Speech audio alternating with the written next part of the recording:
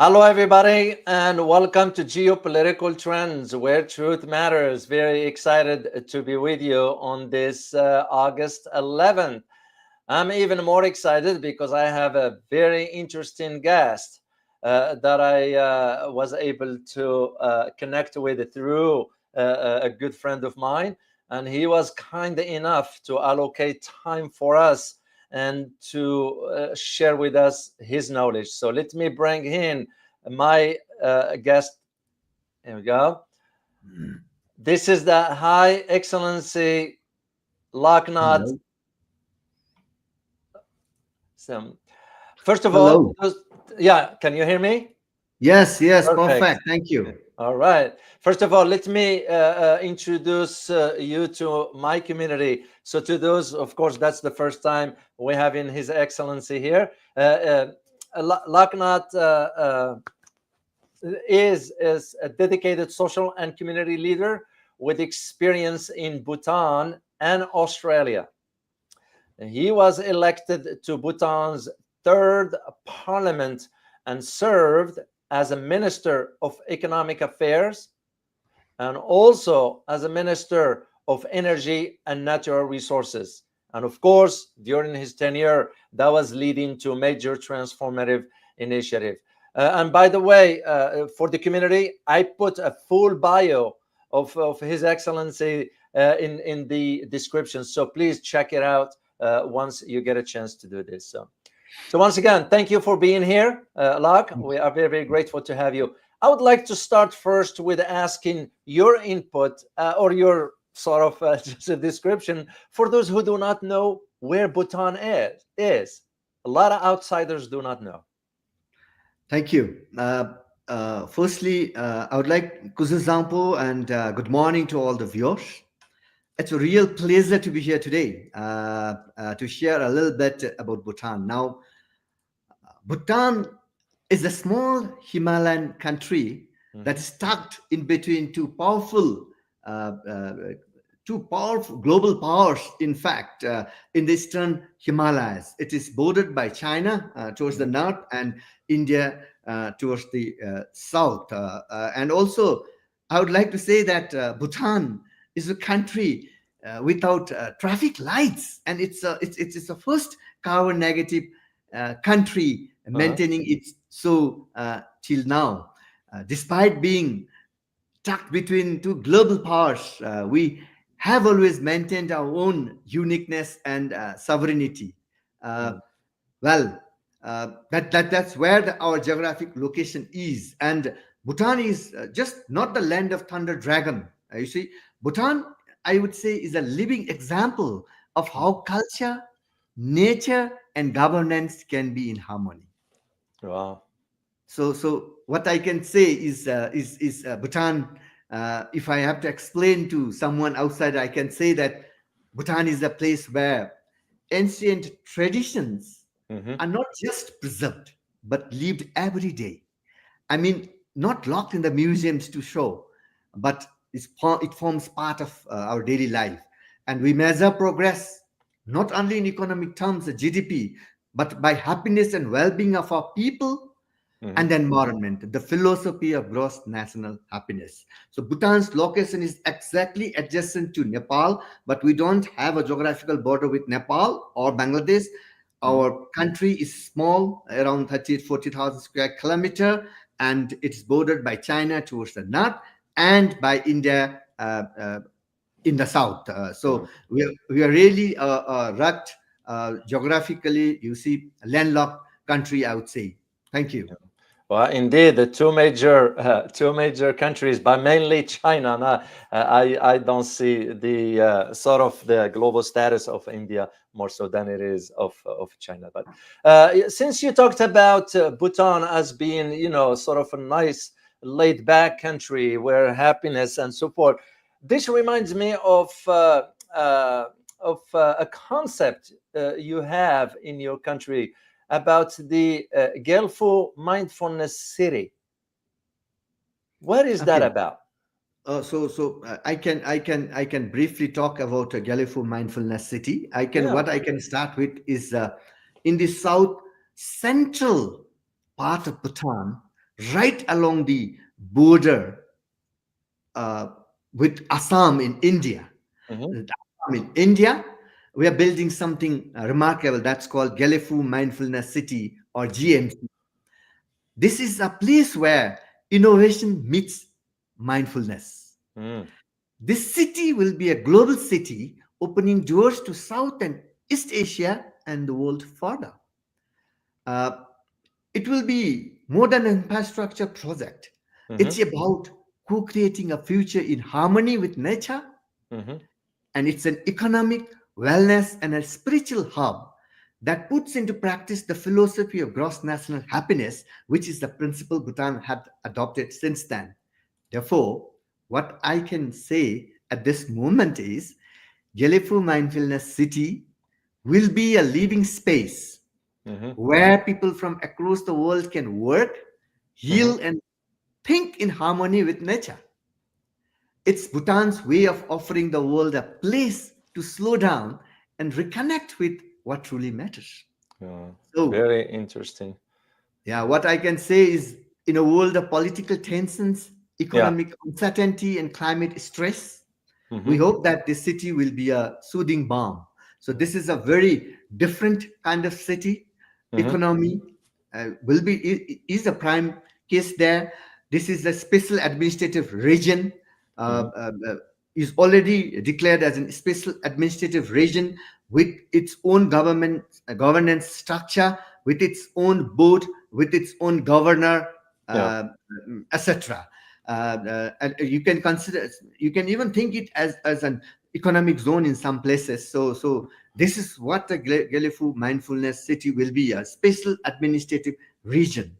uh, Yeah. all the laws there will not be the law of Bhutan.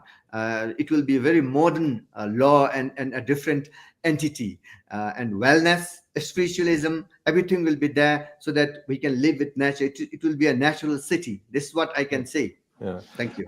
And I'm gonna share a quick clip here. I'm not gonna play it all. I'm gonna put the link for the community in the chat box just for you to see. Let's just take a look quickly here for just a few seconds. In the land of the Thunder Dragon lies a special place where wisdom and compassion have forged a unique way of life. Rooted in the timeless principles of Vajrayana Buddhism, Bhutan seamlessly intertwines spiritual and cultural values with a profound respect for nature. A green sanctuary where national parks and forests absorb more CO2 than the country emits. Bhutan harnesses the power of its rivers, making it one of the cleanest nations in the world. Guided by Buddhist principles and the philosophy of gross national happiness, Bhutan has nurtured a society built on trust and well-being. A safe place, governed by a stable political system dedicated to the country's long-term vision. Today, Bhutan is focused on building its future, ready to emerge as the gateway between South Asia and the world. Rooted in Bhutanese identity and open to international partners, a new city will serve as a hub for global exchange and sustainable development. With a confined footprint of just 4% of the nation, this special administrative region will lay the foundation for future generations, becoming a new model for a lasting legacy. Welcome to Gelephu Mindfulness City. Descending from the Himalayas to the lush tropical plains, a cascade of urban terraces is shaped by the uninterrupted flow of water, plants, and animals. A land where bridges become cultural landmarks, connecting one neighborhood to another. A human-scale environment designed to inspire and nurture global talent, fostering a culture of collaboration, experimentation, and innovation. I'm gonna stop it right there. It's because I have to talk to my guest. And by the way, I already put the link for you guys in the chat box to see the full video. It's about 4 minutes. It's worth watching some. Let me get back to, since you explained this concept, which thank you for that. I would like to get your take about the sort of the awesome geopolitical shifts that's taking place, not only in that region, but around the world. And in your opinion, given what's going on, and if I am to think about your region, where do you see Bhutan's vision moving forward? Ah, thank you. See, we understand that the world today is on a complex Hmm. trajectory where global, I mean, where geopolitics often overshadows the pursuit of prosperity or human well-being. And same thing is happening in our region too. However, uh, Bhutan's vision, despite all these geopolitical shifts, all these geopolitical alliances, Bhutan's vision is very clear. Our goal is to remain self reliant, peaceful, and resilient. Even as the geopolitical map changes, as the geopolitical map changes, our compass stays fixed on sustainability, Hmm. human well-being, and regional friendship. Our goals had always been people-centric. I can read you except, or I often recall His Majesty King Jigme's words during 114th National Day, that was 17 Hmm. December 2021. Let me quote this: creating greater economic prosperity for our people Hmm. and the nation remains an important goal. If our country prospers, the people will enjoy the benefit as they become more confident and self reliant and develop a greater sense of belongingness to the country. Hmm. Should we fail, our people will suffer. Stop, that is, I mean, unquote. So Hmm. I would say that whatever it may be, we are mindful of the regional shifts and alliances, Hmm. but we remain committed to balance these forces for the well-being of Bhutan and the wider world. We will definitely observe this. We will definitely follow this. At the same time, we will not deviate from our core interest and goal, however interesting might be the geopolitical shifts and alliances. Thank Yeah. you.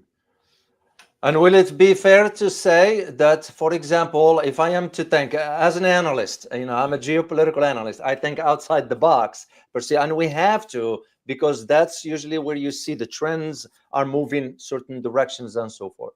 Will it be fair to say that if I am to think that Bhutan, if he wanted to prosper economically for the benefit of its people, will it make more sense for it, for example, to extend its relations with, let's say, some other countries in Southeast Asia instead of just being limited to only one country or another?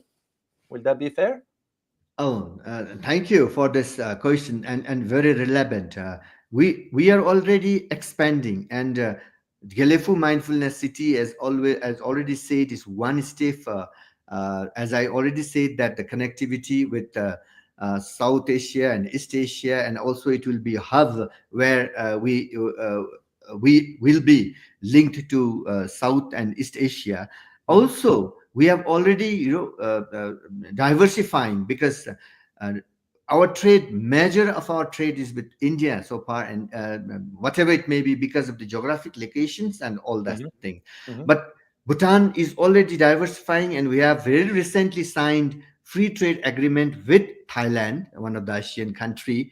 Free Mhm. trade agreement with Thailand. We have signed a preferential trade agreement with Bangladesh few years back. So what I can say is, we already see the complexities, we already see the challenges, and Mhm. Bhutan's future, we are very sure for expanding, extending, and reaching to the broader markets. Thank you. Yeah.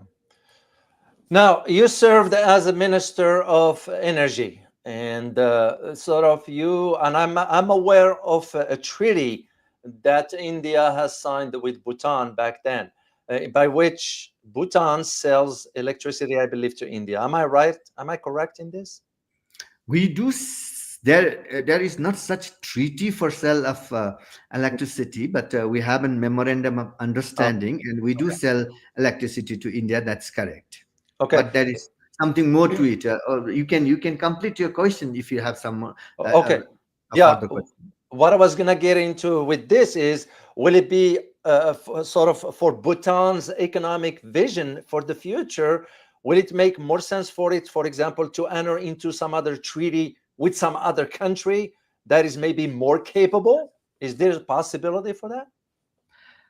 There must be a possibility. Currently, the cooperation in energy, particularly in hydropower, Mhm, is tied between Bhutan and Nepal so far, because we had been constructing these hydropowers in intergovernmental model, mhm, which means that India and Bhutan partner and construct, where India funds the hydropower projects, mhm, they provide the technical guidance, because we didn't have all those in the past. So few these large projects, whatever we have done so far, are mostly done in this intergovernmental framework, where mhm, India funds the project. It is constructed. After mhm, the project is constructed, we enter into a typical findings of what would be the most probable rate of electricity, mhm, because on the cost plus model, there is a cost plus model, and on that agreed rate we sell to India. So mhm. far we have been only be selling our surplus electricity to India, because most of these projects were done country to country, is in an intergovernmental model, Yeah, mostly in front funded by India. yeah. Now, as we go, the future model would be more than this, because probably this model is not sustained. And then already we are talking about BIMSTEC, integrated grid, energy grid, so that if we have an integrated energy grid within the region, Mhm, Bhutan will be part of it, and we will be permitted to sell, or we have to sell, as we yeah, construct more and more hydropower projects. And if we have to explore other markets, and in the region like Bangladesh is energy deficient, definitely we will have to explore these markets, and we have to have inter-region yeah, grid connectivity, BIMSTEC or SUP, whatever, and we have to trade energy among each other, because some countries here can have energy surplus, like Nepal or Bhutan, and Bhutan others could be deficient. So I feel that this energy trade can happen with other countries too. Thank you. yeah. And usually it will work because you have other countries that are far advanced technically and than India. I mean, let me be fair about this, because I'm aware of, I used to travel to the region. I spent time in Nepal, in Kathmandu, and I had conversations back then when I was still in the government in Washington. I had a conversation with members of the government in Nepal and so forth. So my thinking is, will it be fair for Bhutan to consider, for example, getting into another bilateral relations, let's say with Indonesia or Malaysia or Singapore or whomever, to bring in the new technology regarding the hydropower and so forth, because those countries have the means, they have the funding. Unlike India, India is limited in its funding. Will I be correct in this? You're right. That will be the diversifications or the go in the future. Mhm, Though till now it was only with India, because they are the nearest country, and we have a direct geographical link, grid link, because mhm. electricity, it cannot go into wave, or it cannot go into some other packages. It has to have the grid connectivity. Of course. It has to go by where. So grid connectivity is only with India, and if India develops a grid connectivity with other countries or in the region, say first Yeah. start with BIMSTEC and then we go further with the Asian countries, Mhm. in future I feel this is possible, and every country is looking forward, India as well as they are looking forward. And in if that happens, sure, Yeah. we are there. And also in the construction of hydropower, we are already extending, we are allowing XDIs already. We have a company from Thailand who will be doing a medium scale or small scale hydropower. Mhm. Slowly it can go in the FDI case, with the investors from other countries. It isn't limited that only we will be doing with India, though so far so good. Whatever we have done, whatever India has done with us, partner with us, and helped Yeah. us to bring this hydropower in the forefront. Very grateful that that is the way. Now we have learned lessons, they have learned lessons. As we go by, there will be expansions, there will be collaborations, Yeah. and there will be trade. I guess with other countries that is possible. I don't see any reason that that will not go further. And we are also trying to use the surplus energy by in our own case and do other products, create other products because Yeah. our electricity is cheap. So all these things are possible, David. Yeah. Well, it's because the way I see it, to me, and I'm getting to learn more. Before I set up the interview with you and so forth, I did a little bit of research now, and I really started to learn more about Bhutan to the point I'm hoping to visit maybe next year or two. But I'm also starting to think, as a geopolitical analyst, I'm seeing the shifts that's taking place on the global stage, and as a good friend of mine puts it, Bhutan could become the Switzerland of Asia. Why? It's because its nature, it's because its location, and it's also because of its relationship with other countries. And that's why I'm like thinking, could Bhutan be having that vision the next 5, 10, 15, 20 years? Why not? What do you think? Yes, we already have just recently developed our 10x 21st century economic roadmap. Mm-hmm. That is, we will grow our economy 10 times by another 10 years, and we want to reach to a developed country status. And by 5 years, we want to double our GDP. So these vision is there, and we are moving towards that. And you rightly said, yes, Bhutan could be treated as Switzerland of Asia, and with GMC coming up, and once by another 10-15 years, as this project gears up, I'm sure the name Switzerland will be there. I mean, then everybody will start treating Yeah. probably it is a Switzerland in the Himalayas or the Switzerland in Asia. Yeah. And these are some of the visions we have too. And it is possible because we grow mutually. It's not that we are handicapped or we cannot grow. We can grow. Only thing is that so far now we are digital, therefore we are unlocked, digitally unlocked. We cannot be Yeah. locked, but we had been geographically locked. We had been a landlocked country. That's why probably we couldn't move forward in the past. Yeah. But I see a great future ahead mutually. As Bhutan grows, India will grow. As India grows, Bhutan will grow, and then we reach to the larger communities in the world, and we will have trade with other countries. So these are very much possible, David. I see forward, look forward, and things will change by another 10-15 years, and it's possible that we will be global.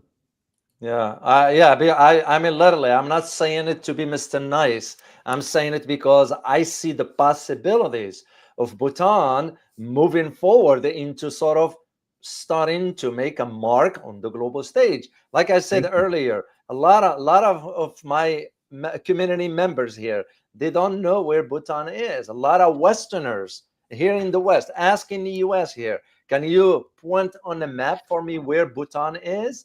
Majority will not know, and that's my point, is the idea of Bhutan could be playing a major role given the shift that is taking place on the global stage as the world moves from a unipolar into a multipolar system. So now Thank you. Thank you. I read recently that Bhutan is in a process of building a major tarmac for airport to accommodate large planes.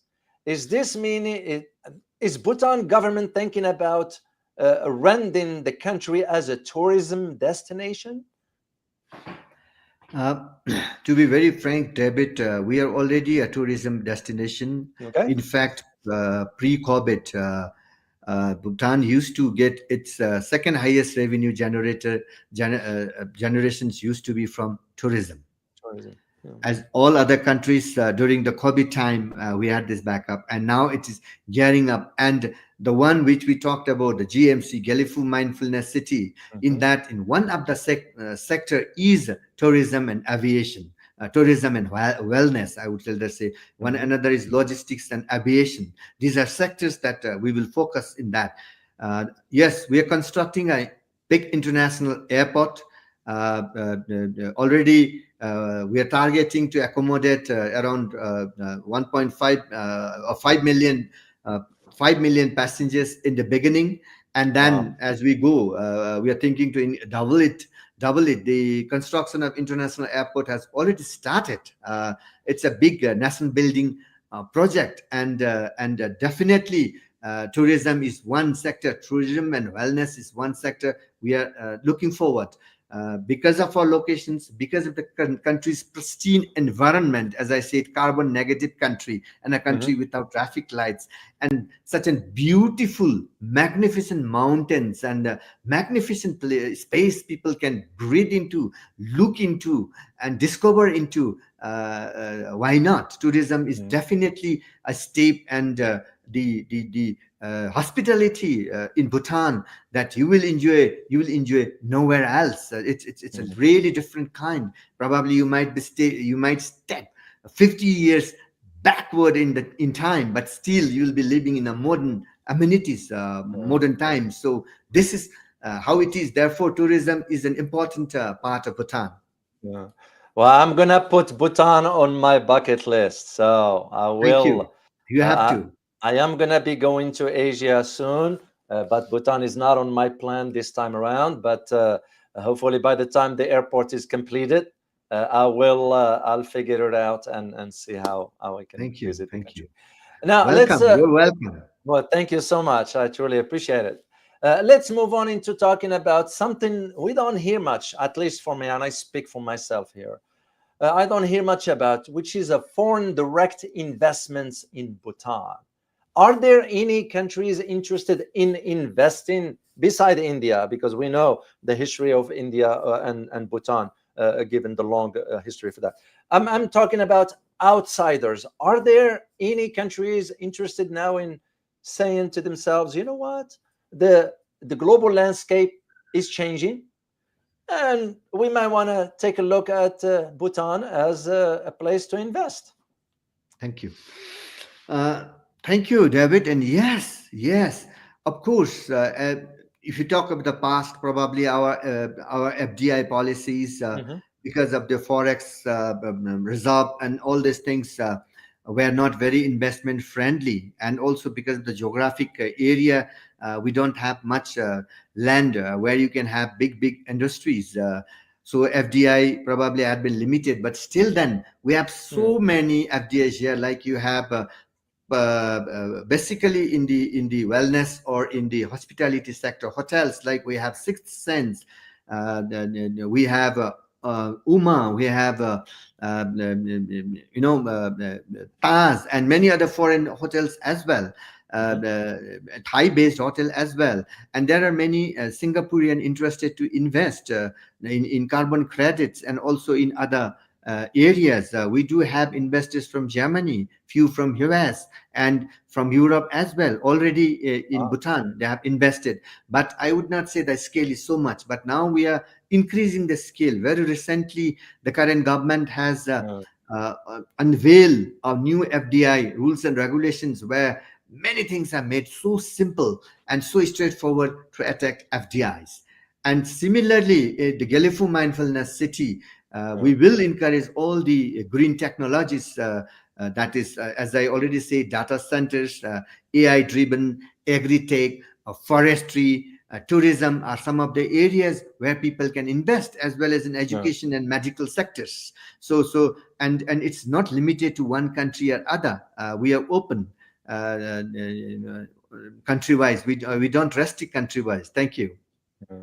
Very interesting you mentioned Singapore, because that's a major, to me, the way I look at it, and you know the history of Singapore as being a financial hub, and also for investments and so forth in Asia. But anytime you will think of Singapore investing, that means they understand the opportunities and the potential sort of opportunities that exist within something. Singapore is not going to just to get into something willy-nilly because they want to.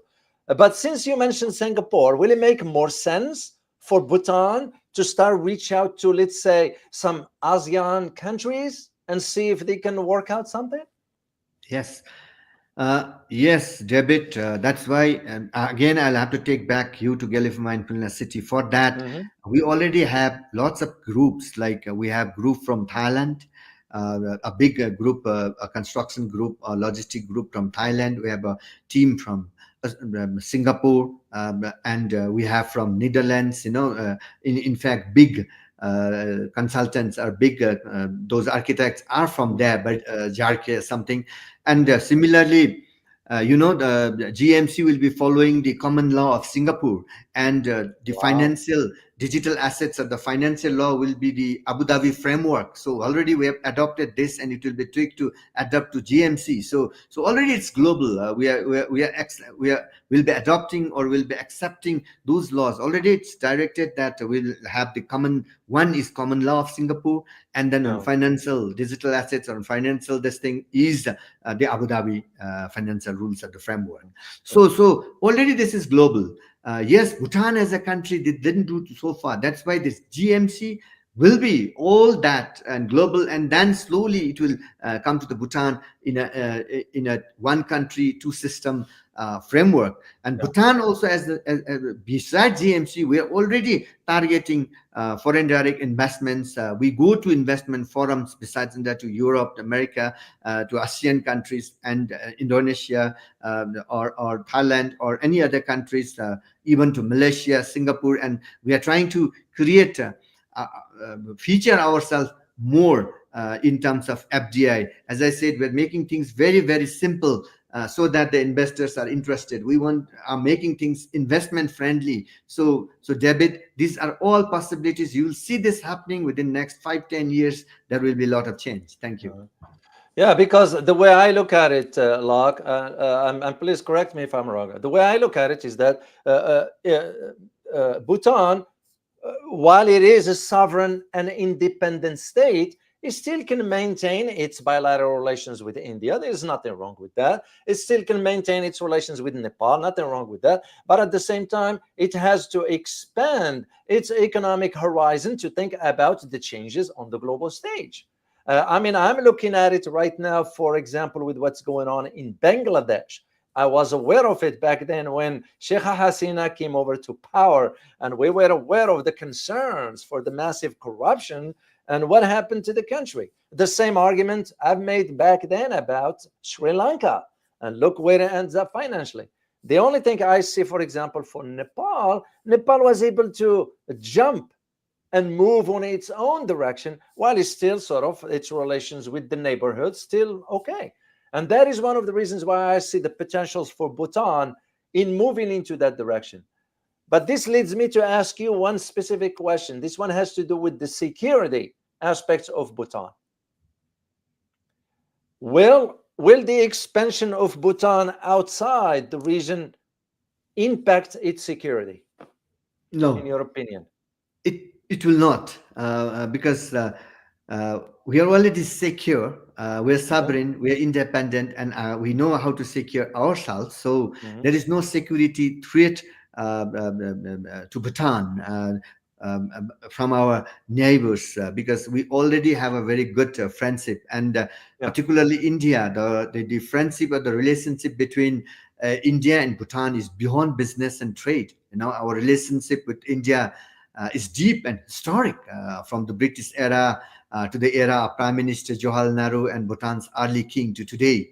We share a direct geographical border in the southern foothills, and we our relationship is nurtured so well. It's deepened. We have an economic cooperation while keeping and nurturing the warmth of our people to people Mhm. ties, and future will be this. So as we go ahead, Bhutan, expanding Bhutan beyond what we have now, to Yeah. the global stage, which we have to.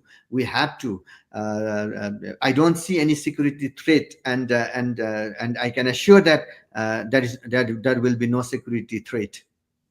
Good. Good to hear. Because here's the way I see it. I see that, for example, India is shifting now to China. You are aware of the tensions that exist between the United States and India regarding the tariffs. We're imposing tariffs on India. So India said, hell with it. We're gonna pivot to China.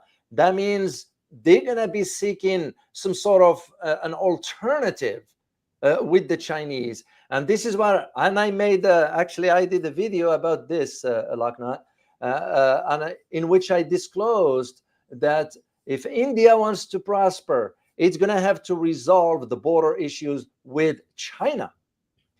And in result, if that is resolved, it's going to impact positively all the regional countries. We're talking Bhutan, we're talking Nepal, Sri Lanka, and Bangladesh. And when the infrastructure, the capabilities of the Chinese in this domain, as the saying goes, the sky is the limit. So I am hoping that things will work out in that direction. Thank you. I just want to mention that this debit, what you talked is very correct. We are also, the region itself will benefit if India and China could come into some positive economic terms, and if they can join hands together, this will benefit the whole world, not only this region. And everybody in Asia, probably everyone in the South Asia, SAARC country, BIMSTEC, probably is looking forward this because this will also have a global strength of the Asia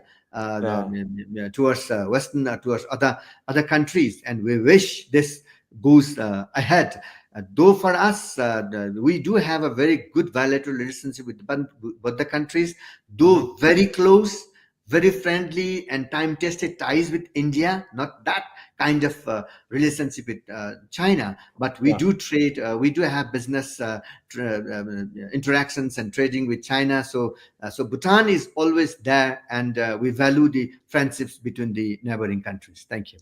Well, I'm really grateful that you were able to carve out time for us to share your perspective about your country's vision for economic vision, financial stability, and the prosperity of the Bhutanese people. So the community is very, very grateful. Before I'll give you the last word, I want to say thank you to one of Arch Crusader, an avid supporter of the channel. Thank you so much for your super sticker. Truly, truly appreciate it.